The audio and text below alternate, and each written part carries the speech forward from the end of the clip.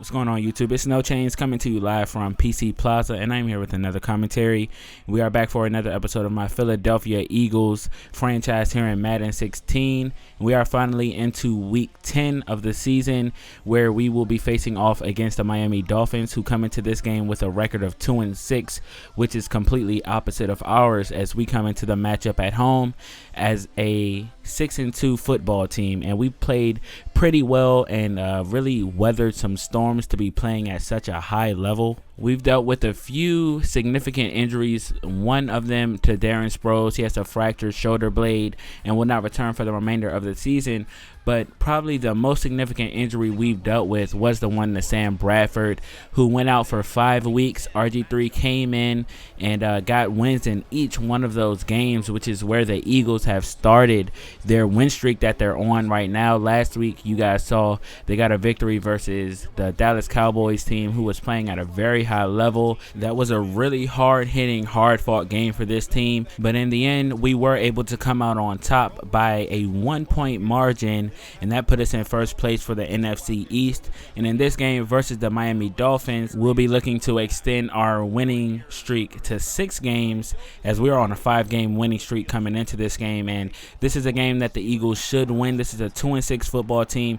Quarterback Ryan Tannehill not playing terribly, but not playing well, but playing terribly on that play as he overthrows his receiver, and it is intercepted by Byron Maxwell to get things started here at Lincoln Financial for the Philadelphia Eagles. And Byron Maxwell has been the weakest link of this defense, but making a play here early, maybe he's going to turn his season around here in week 10. We'll definitely have to wait and see how he performs versus Jarvis Landry. You guys know he can be an explosive wide receiver. And with the first possession of the game, the Philadelphia Eagles will hand it off to DeMarco Murray. He gets stopped, and Sam Bradford will throw an interception a play later.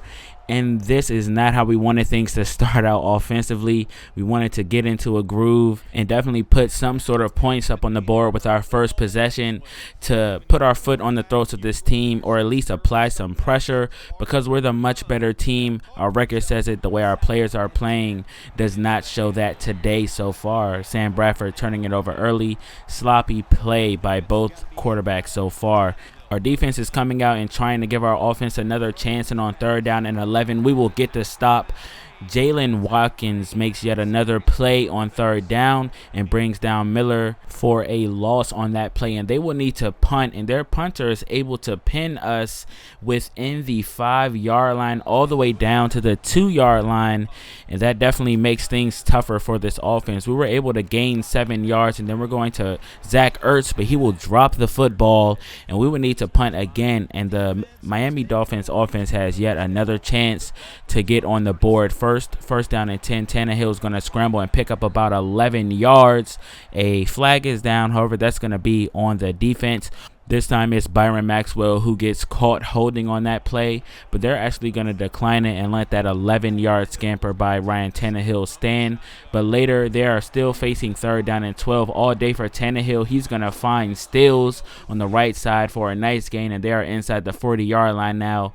Malcolm Jenkins bringing him down after that gain. 1st down and 10, they're dumping it off to Lamar Miller, who has daylight, picking up about 17 or so yards. Great job by the back, Lamar Miller, turning that check down into about 20 yards. 1st down and 10, they're going to hand it off to Lamar Miller again, who breaks a tackle in the backfield, hurdles another defender on his way to a touchdown for the Miami Dolphins.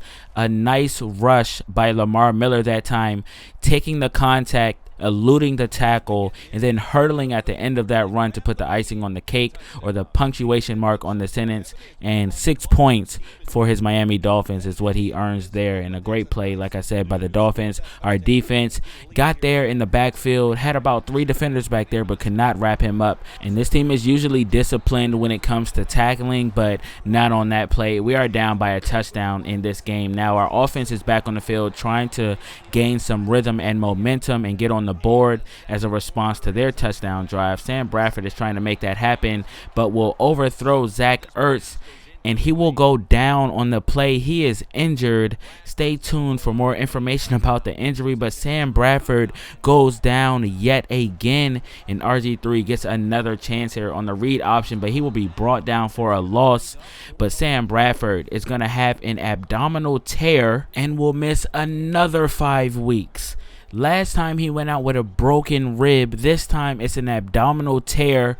This guy is really fragile, so RG3 gets another chance to come in and prove his worth and prove that he can be a starting quarterback in the National Football League. But we're going to hand it off to DeMarco Murray for about a gain of 7 that time, and we're going to need to get back to the task at hand, which is finishing off these Miami Dolphins and getting back into this game as we are down by 7, but RG3 and company are moving the football. 2nd down and 10, we're dumping this one off to Jordan Matthews. He picks up a few yards there and makes it a 3rd down and 5 situation for this offense.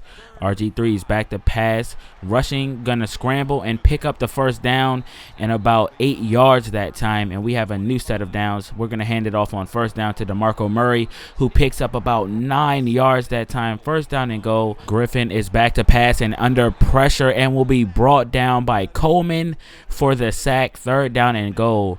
Pump faking to the screen as RG3 rolling out to the right side, throws one up for grabs in the end zone, and it is almost hauled in by Riley Cooper, but we would settle for a Cody Parkey field goal. And there's Lamar Miller taking a big hit from our safety Malcolm Jenkins, and that'll make him think twice when he's running into the secondary. But on 3rd down and 3, they're going pass play to Kenny Stills, and he's going to pick up a nice chunk of yards and move the chains for the Dolphins as they are trying to put this lead back at 7 points or more, as Lamar Miller gets upended by our other safety, Chris Maragos, and he's getting to know these safeties really well this game. 2nd down and 10. Tannehill is back to pass with a nice pocket. Gonna fire this one in to Jarvis Landry, and we talked about how Byron Maxwell will have his hands full for the rest of this game. 1st down and 10 again. Tannehill will be brought down for a sack. This time it's Benny Logan bringing down the quarterback for a loss of 2. And later on 3rd down and 12, after an incomplete pass, Tannehill back in the pocket, going to fire one over to Greg Jennings. I almost forgot who that was. I forgot he was playing in the league, but he comes down with that one. And it's not enough for the 1st down, so they settle for a field goal attempt, and it will be no good. And the Eagles have the ball back with a chance to take the lead. However, they were not able to do that, so we're going to go into halftime with a score of 7-3.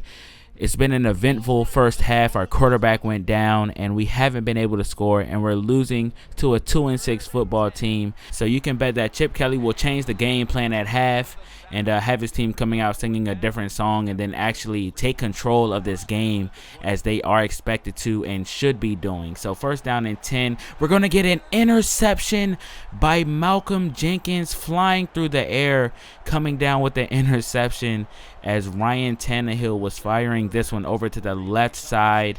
And look at the ball hawk, Malcolm safety, go up in the air and make sure the receiver was not coming down with it. And not only that, he came down with the interception. Great play by our defensive captain there. And out comes RG3. He hasn't played terribly, but hasn't really had a chance to shine because he's been constantly under pressure, been sacked and hit constantly. So we have to do a better job of protecting him, or else we'll be dealing with 2 quarterback injuries in 1 week. And this defensive line doing a great job wreaking havoc. And there's a risky pass to Zach Ertz by Robert Griffin III. A hurdle and a fumble and a recovery, all by Zach Ertz there, catching the ball, hurdling, and recovering his own fumble there. And RG3 is nearly intercepted on the ensuing 3rd down, and Cody Parkey will miss the field goal attempt from the 29-yard line, and it was wide left. So the Eagles unable to turn the defensive play into any points, and they give the ball right back to the Miami Dolphins. Our defense comes right back onto the field, maybe a little bit tired, and that may begin to show as Ryan Tannehill will fumble the football after picking up about 10 yards on the quarterback read option. And guess who forced that fumble? That would be none other than safety Malcolm Jenkins. What a great showing he's putting on in this game. Ryan Tannehill, trying to juke and break tackles, was able to elude one tackle tackle, but there was no way he was escaping the arms of Malcolm Jenkins, and he was able to force that fumble. Let's see if we can actually put some points on the board. RG3 fires a bullet over the middle to Jordan Matthews. RG3 back to pass again. Gonna fire one into Riley Cooper, who picks up a nice chunk of yards, and we're inside the 20. And 3rd down and 7, play action to DeMarco Murray, and he will be brought down for a sack by Cameron Wake. And once again, the harassment on our quarterback position continues as this defensive line is wreaking all sorts of havoc. But Cody Parkey actually makes this field goal after that sack, and we are now only trailing by 1 point. We have to score touchdowns. We have yet to score one in this game. Our offense is definitely struggling. Our defense is picking it up here. 3rd down and 12. They're going deep to Matthews, and he will go up over Malcolm Jenkins, and they are nearly inside of Eagles territory now. Ryan Tannehill back to pass, going to fire another one into Kenny Stills, who takes a huge hit from Malcolm Jenkins, and he is playing with a vengeance today. 3rd down and 10, crucial stop needed for the Eagles, and Michael Kendricks will make sure they get it as he brings down Ryan Tannehill for the sack, and that's a huge loss and pushes them back to the 39-yard line, and definitely makes a difference as they will miss after the field goal attempt. Their lead will remain at 1, but on the ensuing possession for the Eagles, RG3 turns it over for the first time today since coming in for the injured Sam Bradford, and that is not what we needed. The momentum goes right back to the Miami Dolphins, and on 1st down and 17 after a holding call, we're going to bring them down for a loss of 1. 2nd down and 18, Ryan Tannehill scrambling, could have been brought down and will slide after a gain of 17. 3rd down and 1, they're going to hand it off to Lamar Miller, and he is surrounded by Eagles and will be brought down for a loss of 2 yards, and this defense continues its stout performance. Now on the offensive side of the ball, following the punt, can the Eagles finally put together a touchdown drive? 2nd down and 8, RG3 is back to pass, and he will fumble the football, and it will be returned by defensive tackle Earl Mitchell, and the fumble was forced by Ndamukong Suh. So both of the Dolphin defensive tackles making big plays, one getting the sack, the other returning it for a touchdown, and now their lead is up to 8 points, and the Eagles have got to get something going. RG3 has got to rebound from his back-to-back turnovers. 3rd down and 5, he fires this one into Brent Selleck, coming in for the injured Zach Ertz.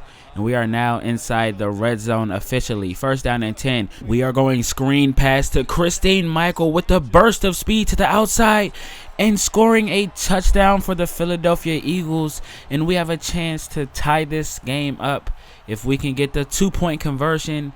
And you guys know RG3 and Christine Michael have been a lethal tandem when they are on the field together, and they prove it once again and make things a lot more interesting here in the 4th quarter. What a way to rebound by this offense to get some momentum after giving up the defensive touchdown prior. And with the 2-point conversion, we will convert it.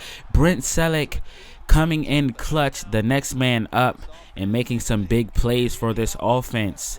1st down and 10 for the Dolphins. They have 6 minutes to score something here, and Chris Maragos will get his tackle broken by Lamar Miller, and he will finally be brought down after a gain of 9. Play action, Ryan Tannehill going deep, and that is almost intercepted by Byron Maxwell. He could have gotten his 2nd of the day, but instead it was Jarvis Landry coming down with the pass, getting his team down to the 45-yard line. And there's Connor Barwin. He hasn't made too much of a difference in this game, but brings down Miller for a loss. 3rd down and 11, and Ryan Tannehill will overthrow his receiver, and the Eagles will get the ball back after the punt with a chance to take the lead in this game with just over 3 minutes left. Their work is cut out for them. 2nd down and 3, RG3 is rolling out to the left side, has 2 men wide open, fires this one in to Jordan Matthews, and they are down at midfield.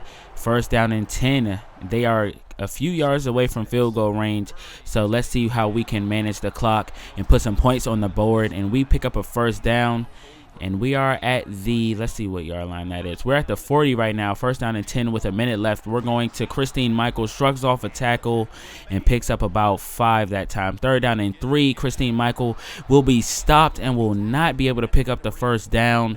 So with 49 seconds, we're going to try for a Cody Parkey field goal for the lead. Things are definitely heating up. Cody Parkey, the kick is up and it is way wide right.